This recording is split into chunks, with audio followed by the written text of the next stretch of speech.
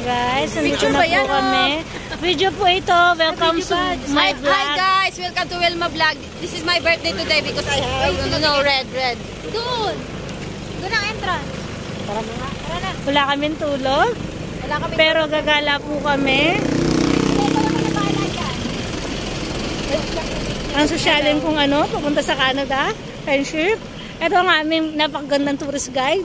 Alam mo, kasi kaya pumayag siya ng gano'n. Kasi nagro-road trip kami. Curse, boom. Kaya pumayag na siya ng gano'n. Kasi ang pila pala nila, isang akyat, mamaya na uli siya.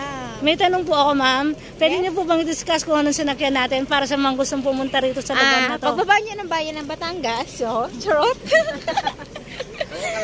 Oo, sakay kayo ng jeep na biyahin pagkilatan.